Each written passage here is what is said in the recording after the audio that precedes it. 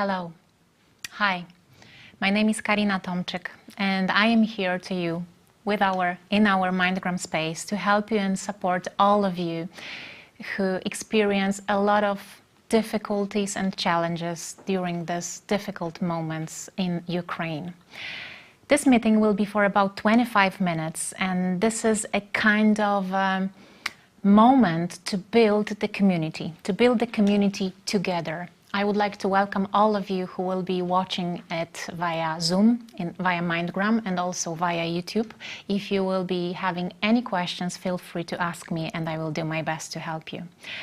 I had an opportunity to see you at least 2 times last week, and I'm very, very curious, how are you regulating your emotions these days? So if we can start with that question, to let you think for a moment, how do you regulate your emotions last days? This is the moment for you. When I will be waiting for your answers, I would like to share that I didn't expect that my whole body would resign from activity, from taking part in that sprint so fast. So I knew I was so energized for the first days, but I didn't expect that there will be a moment of peak and then I will be just overwhelmed with everything. And that's why I would like to start with the metaphor that might be helpful for at least some of you. When it comes to us, we can look at the whole road that is now ahead of us, a road seen rather like a marathon in front of us. But we can see that as a kind of stairs in front of us. Look at this. Some of you are writing down it's rather hard to regulate emotions nowadays, but it's still our responsibility, it's our task. I believe we are here to become our own psychologists, so I'm glad that we are all together in that. What about that stairs? Can you imagine that our organisms, our brains, our minds were so agitated through the first days of the war in Ukraine that we somehow climbed up to the top, but then we felt exhausted, we collapsed? What about treating the whole idea of the road in front of us through the metaphor of stairs? Please have a look at the stairs. How they are done.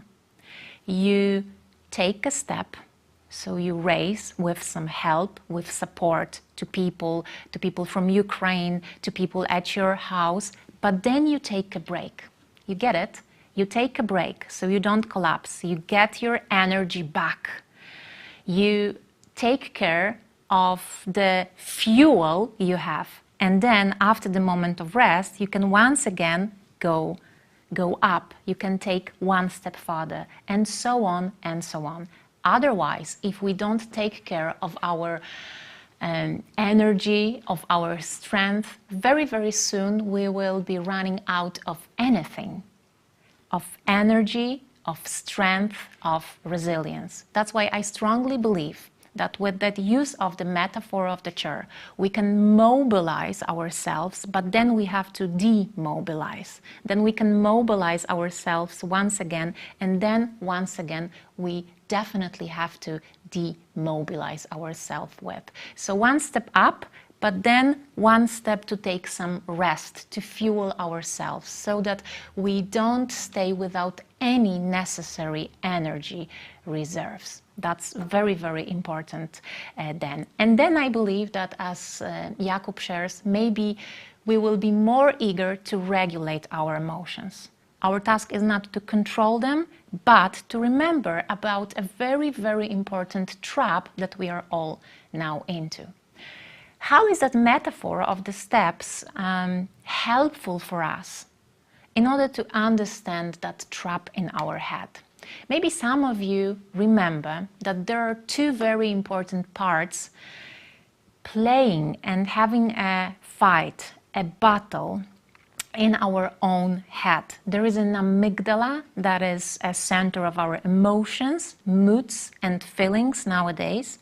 But there is also a part of neocortex, of our human cortex, that is called prefrontal cortex here, that is responsible for our logic. If we take a step high, then we also arouse our amygdala. We have to be aware of that. So we mobilize ourselves to help. We do more and more and more. We don't take enough sleep. Our amygdala is still on high alert. Why do we need these steps flat like this? To calm down the panic of our own amygdala so that finally we have a space in our own head to go into logical thinking and logical actions. And logical actions would be now to help with the use of trustworthy sources, trustworthy people, and keeping an energy for the whole marathon, not a sprint. This is what I wanted to share with you. And to understand that even better, there is a second metaphor I would like to share with you today. And that metaphor is a metaphor of stress. Originally, that was taken from Buddhism, but I strongly believe that in our Western civilization, we can also use it for any other purposes as well. And what is that about? If you think of the moment when you are really stressed, when you are anxious about something, and this is definitely the moment for all of us humans these days, you can see the whole situation as the moment when you are being hit by an external world with an arrow. And that arrow is connected to those heartbreaking things that are now taking place in Ukraine.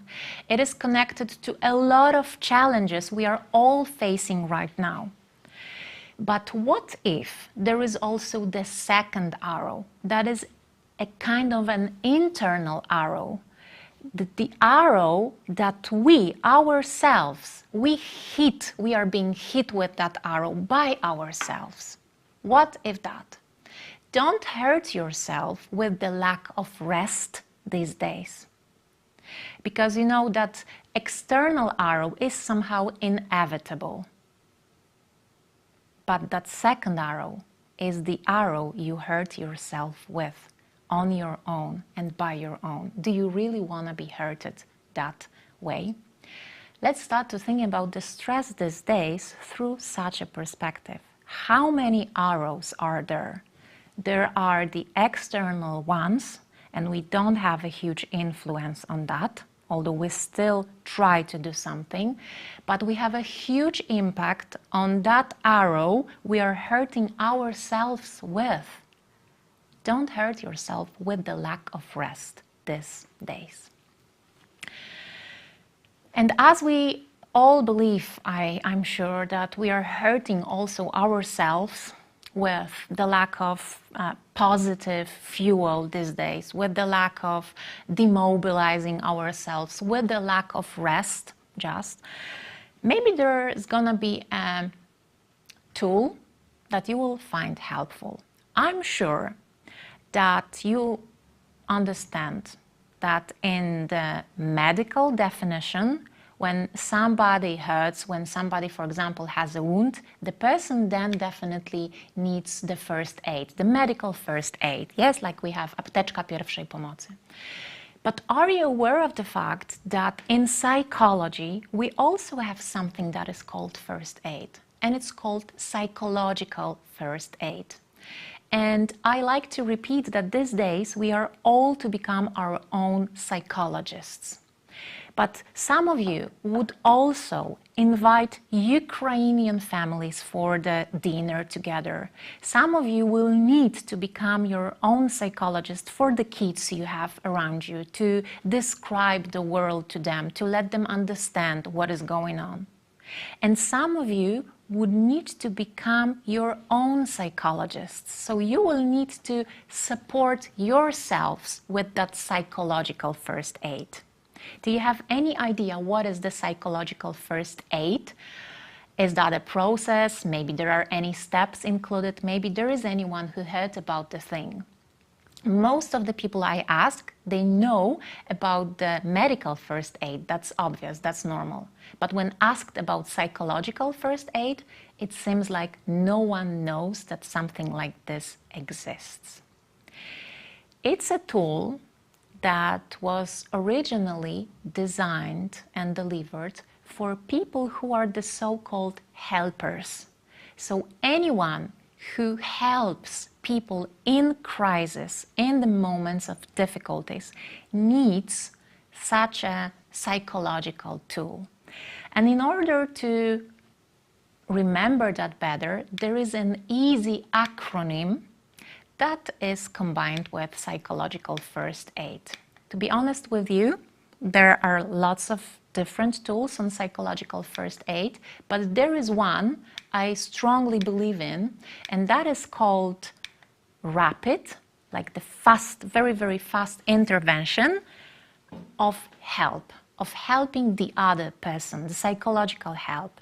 And what does it mean? It looks like we have 5 basic responsibilities when helping other people. Our first responsibility is called reflective listening. I was also asking myself a question: what would I tell to people who I meet these days on the streets, in the workplace, in my neighborhood? What would I tell them? But the most important thing that I realized then was that that is not important what I would say. What is important is what they would tell us.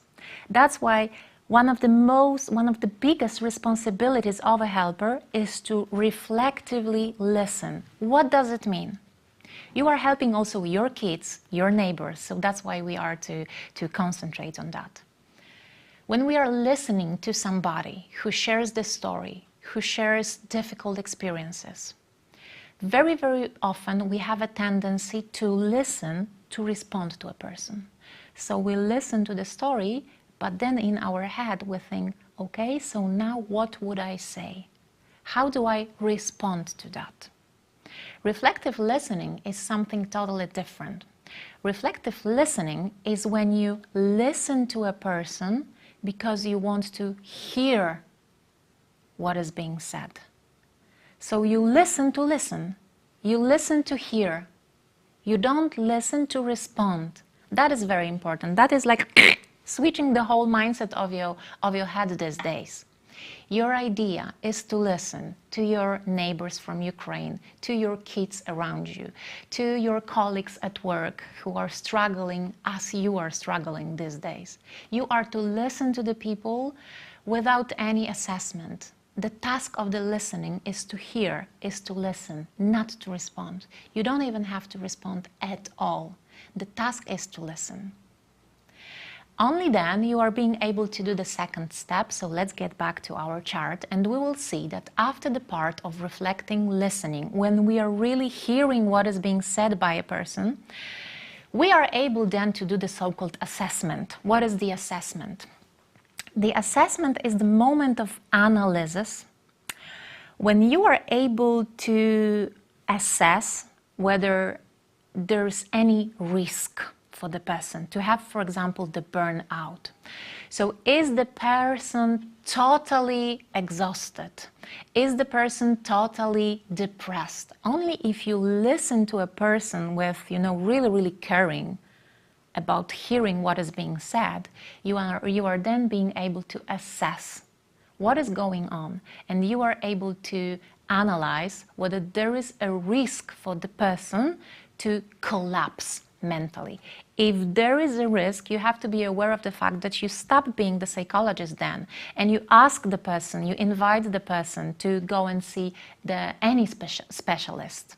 It can be a real-life psychologist, psychotherapist, or a psychiatrist, or a doctor if the person needs that. So in fact, you assess and you analyze all the symptoms, all the problems, and you try to find out whether there are any most important risks for the person to collapse, to get depressed. So what kind of help would be necessary here?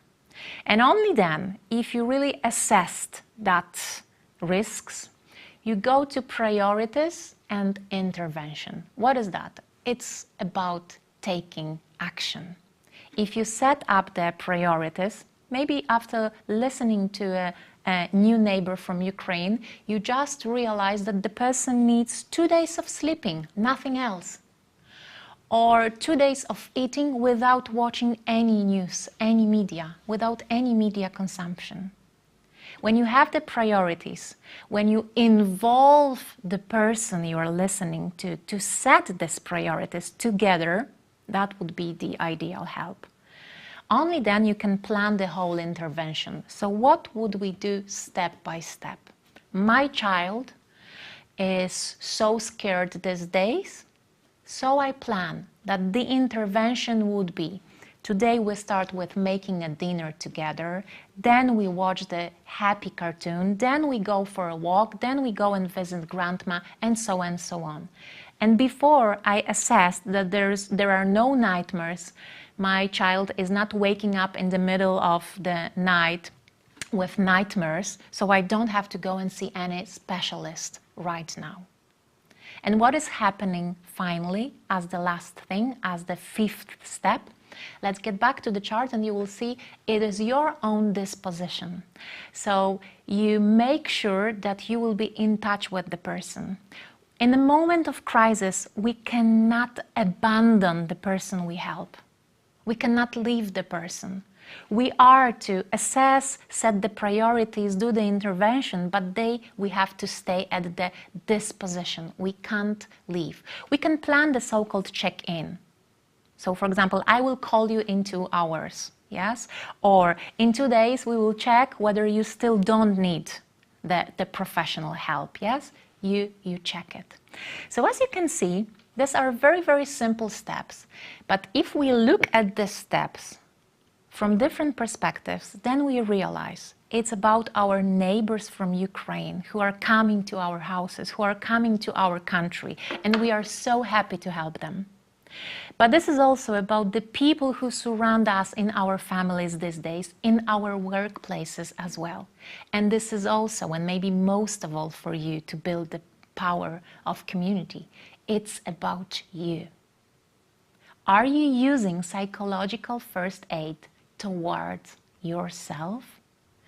Are you listening to your own needs? Are you checking the priorities? Because maybe you are helping for the last 13 days without the proper amount of sleep. Did you check and did you set your priorities? Do you still have time for your own family? When it comes to resilience, stress resilience, mental resilience, this is something we cannot forget about at all, because we can't get exhausted. And once again, it's about having stairs in front of us rather than a peak after which, like after a sprint, we're gonna collapse and we're gonna get exhausted. Do you have the time for yourself these days? Please honestly answer the question to yourself. Aren't you living yourself mentally these days? Do you still remember about yourself? Maybe it's so hard to regulate emotions nowadays, as you share, because we don't have time for ourselves. So we try to make the psychological first aid towards everyone, but we forget about ourselves. If I am to remember just 3 things about psychological first aid, I like to share with people the idea of 3 simple words. It's about looking, listening, and linking. Everything starting with L. If a person is in crisis and we are to psychologically help a person, we have to look for safety and protection. This is our most important basic needs. The people around us can't have this need satisfied. We have to be aware of that. We are the only people now who can help them with a warm place, with a safe room, with a safe and kind atmosphere. Our task is to listen to the people around us and also listen to ourselves without assessing, but with being able to hear and listen instead of just reacting. And finally, our task is to link the person or ourselves with trustworthy support. Maybe it's going to be material, financial, organizational, psychological, connected to finding a job, a flat, doing a COVID test, or anything else. It's about linking the person with available sources and resources. This is very, very important these days. And as you can see, today we are talking about helping. It's about human connection. And at the end of our talk, I would like to inspire you with the hormone that is being produced in our organism. From the last speeches, you can still find the links to them via our Mindgram YouTube. You know that now, in times of war, in times of such a difficulty, we all have great amounts of cortisol and adrenaline being produced in our organism. But have you ever heard about oxytocin? It's a neurohormone. And the task of that neurohormone is to support us with the strength and with being balanced to negative aspects of our stress reaction. So as cortisol and adrenaline makes you activated and very, very active and agitated, the oxytocin, that is very, very often called the cuddle hormone, is the hormone that links you with other people. Thanks to that hormone, thanks to that oxytocin, you want to help others and you also want to ask for support. Oxytocin and the production of the oxytocin helps your heart. It helps your blood vessels relax. It helps your mind. It helps your brain.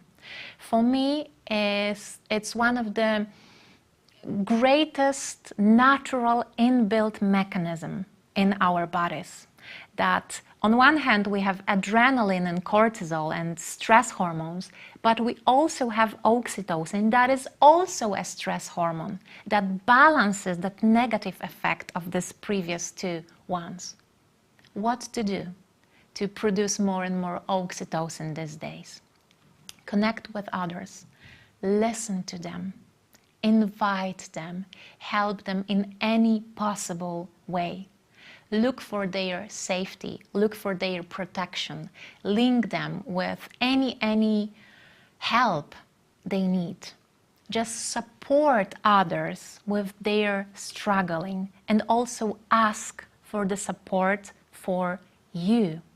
It's about human connection. That human connection is our natural mechanism of our body to stay out of that overwhelming stress these days. So when for the following days you will be still trying to hurt yourself with the lack of rest, please remember about that. Go and take the rest and invest in oxytocin, invest in being in touch with others, helping them and supporting them. But not to your limits, but to the smart limit that will, after which you will be still able to work on a level that would be very, very comfortable for you. You cannot run out to zero. You just cannot. Remember about the human connection these days. So for me, the most important thing is that although we are all heartbroken these days, we still have our human connection. And we can use that natural mechanism connected to oxytocin production to stay together, to support each other, and to believe in not only medical first aid, but also psychological first aid. Thank you very much for being here with me. If you will have any questions, I will also stay for a few moments with you. Please remember about the hotlines that we as Mindgram are offering to anyone who needs psychological support, and a lot of interesting workshops, speeches, psychological aid would be also available for all of you. I hope that today, after 13 days of that tragical things taking place around us, you will still have power and resilience for that road ahead of us. All the best.